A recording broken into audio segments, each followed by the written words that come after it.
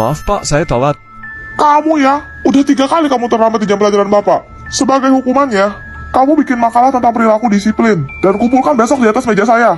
Ya, Bapak. Mau Bapak tambahin hukuman? Oke Pak, laksanakan. Snow, bantuin gue dong. Gak bisa, gue ada latihan debat. Lo cari aja materinya di perpus sana. Emang dasar stok pelit. Giliran Juliet aja bucin. Selamat datang. Dia cantik banget. Stay cool. Buku etika sebelah mana ya? Etika di lorong 2 ya? Thanks. Kamu mau pinjam buku itu buat apa? Aku disuruh bikin makalah. Mau aku bantu? Serius? Oh iya, nama aku Vian. Kamu? Namaku Syarah. Kamu masih jomblo gak? Jomblo itu apa? Jajanan? Itu mah combro. Di Sarawak juga ya kamu? Vian, ini kamu yang kerjain. Iya dong Pak. Bagus banget penulisan kamu. Artikel dari makalah ini bakalan Bapak pajang di mading sekolah. Woi, kantin gak? Gak mau ke perpus gua. Lah tumben. Mau ketemu cewek. Oh, pantes. Syara suka gak ya? Loh, Kenapa, nak? Bu, tahu Syara kelas berapa gak? Syara? Iya, kemarin dia yang jaga. Gak mungkin. Maksudnya? Ini bukan Syara yang kamu maksud. Iya benar. Coba kamu balik sampul bukunya. Buku siswa tahun 1997. Syara itu kakak saya. Dulu dia siswi terpintar di sekolah ini dan gemar sekali belajar di perpustakaan. Tapi dia meninggal sehari tepat sebelum kelulusan. Apa? Selamat datang. Bocan. Tuan Snow, siang ini jadwal Anda survei rumah yang baru saja Anda beli untuk kejutan ulang tahun Nyonya Juliet. Segera siapkan mobil saya. Tuan akan menyetir sendiri. Ya, Baik, Tuan. Papa, Celo mau ikut. let's go. Caro diam-diam ya, jangan bilang sama mama. Oke. Cielo. Selamat siang. Selamat datang Tuan Snow. Saya Zoe, agen properti yang ditugaskan hari ini. Mari kita mulai dari ruangan utama. Perasaan apa ini? Hawanya lembab banget ya. Iya, maklum Tuan. Udah lama nggak ditempatin. Papa dengar gak? Ada dede bayi nangis. Gak ada suara apa-apa. Mari Tuan, kita ke lantai atas. Kenapa, Cielo? Tadi ada tante masuk ke sana. Hah? Kok nggak bisa dibuka? Maaf Tuan, tapi kunci kamar ini hilang. Mencurigakan. Pa, Celo aus. Yuk, kita cari minum. Bu, beli. Kau pemilik baru rumah di ujung itu ya? Iya, Bu. Haiya, kenapa kau beli? Kau tidak cari tahu dulu apa? Emangnya kenapa, Bu? Rumah itu dulunya bekas praktek bidan aborsi. Apa? Aska, cepat ke sini. Anda memanggil saya, Tuan. Tolong bantu saya dobrak pintu kamar ini. Baik. Tempat apa ini? Kenapa menyengat sekali baunya? Astaga.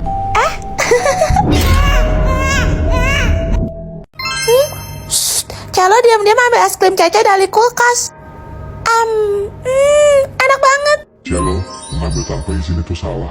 Kamu harus mengakui perbuatanmu sebelum waktumu habis. Cece. Celo barusan makan es krim Cece. Hah? Habis? Celo, kamu tahu nggak? Caca tuh nabung seminggu buat beli ini. Rian, sebenarnya Celo itu bukan anak kandung kamu. Jadi kamu selingkuh dari aku? Tega kamu, Leslie. Mama, Cece benci sama kamu. Mama. Cielo, pergi dari sini sekarang juga. Celo jalan. Grace, mengejek teman itu salah. Kamu harus meminta maaf sebelum waktumu habis, atau kamu akan menerima hukumanmu. Ya udah, sorry. Habis muka kamu kayak O-nya sih. Loh, kok waktunya masih jalan? Kamu minta maafnya halus dulu sama aku. Oh, sorry Celo. Makanya minimal cantik lah kayak aku. Tuh kan. Koit dong. Aduh lapar. Tapi Celo nggak punya uang. Wah, banyak banget. Celo ambil selembar deh. Om. Kenapa, Dek? Om, dompetnya jatuh nih. Makasih ya. Yeay. Celo, mencuri uang orang lain itu salah. Segera kembalikan kepada pemiliknya, atau kamu akan menerima hukuman. Om, tunggu Om. Maaf ya Om, ini uang Om. Ternyata kamu anak yang baik. Kalau begitu, Om akan kasih kamu hadiah. Wah, saldo Celo infinity. Makasih Om. Sama-sama. Suara ini. Juliet, ntar malam ada pesta, lo mau ikut gak? Pernah denger cerita Naura Altakaka gak? Enggak. Jadi, Naura Altakaka adalah seorang penyanyi asal Kuwait yang terkenal pada masanya. Dia punya band yang biasanya ngisi acara pesta kayak hajatan atau nikahan. Hah? Suatu hari ada ibu-ibu nelpon ngundang Naura sama bandnya buat tampil di acara nikahan anaknya. Ditanya dong jam berapa, dijawab sama si ibu, jam 10 malam. Buset, malam amat. Awalnya si Naura juga ragu, tapi ibunya bilang, berapapun bayarannya akan kami sanggupi. Wah, lo punya duit, lo punya kuasa. Di hari H, berangkatlah Naura sama timnya. Pas nyampe lokasi, mereka bingung. Kok muka para tamu undangannya pada pucet-pucet semua? Loh, kalau kondangan kan biasanya dandan menor. Yang anehnya lagi, mempelai prianya pakai baju yang kuno banget. Sedangkan pengantin wanitanya malah pakai serba hitam gitu. Waduh, Tapi ya udahlah, Naura dan bandnya naik ke atas panggung. Baru aja Naura mulai nyanyi, semua orang di tempat itu menari serempak. buset. Waktu itu jam 12, di mana seharusnya jadwal show Naura sudah selesai. Tapi semua orang di tempat itu seperti tidak bisa berhenti menari. Kok nggak capek? Pas mau pamit sama yang punya hajatan, malah nggak dikasih. Justru Naura disuruh lanjutin dengan bayaran 2 kali lipat. Sultan memang beda. Karena ngerasa nanggung, ya udah mereka gas aja lagi. Tapi baru berapa menit Naura nyanyi, tiba-tiba listriknya mati. Dan salah satu personil band Naura yang namanya Siam itu ngeliat kalau kaki para tamu undangan yang hadir di sana itu kayak kaki kambing. Hah?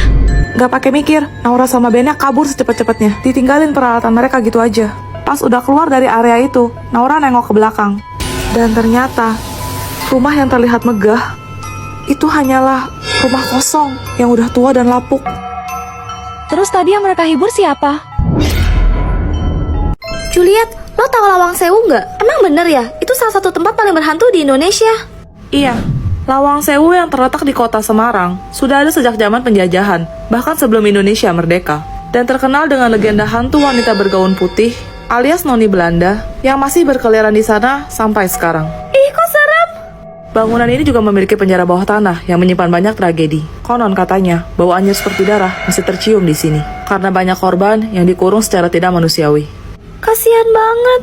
Kalau kamu pergi ke gedung utama Lawang Sewu, kamu akan menemukan sumur tua yang sudah ditutup. Sumur ini dulunya digunakan tentara Jepang untuk menyiksa para tahanannya. Mitosnya, sering terdengar suara teriakan dan rintihan tangis minta tolong dari dalam sana. Ya ampun. Lawang Sewu juga disebut-sebut sebagai kerajaan jin, karena saat arwah masuk ke tempat ini, ia akan terjebak dan tersesat selamanya. Karena Lawang Sewu itu sendiri berarti 1000 pintu. Astaga! Ada seorang anak kecil yang sedang ketakutan. Ia berlari ke ibunya sambil menangis dan terus-terusan bilang kalau ayahnya berada di kamarnya. Ibunya kemudian menghela nafas panjang lalu berkata, "Nak, ibu lelah. Berapa kali ibu harus bilang, ayahmu sudah meninggal 4 tahun yang lalu." Tapi sang anak tetap bersikeras, seraya mengajak ibunya masuk ke kamar untuk memeriksa. Sesampainya di kamar, anaknya menunjuk ke arah sudut. "Itu ibu, ayah di sana, sedang..."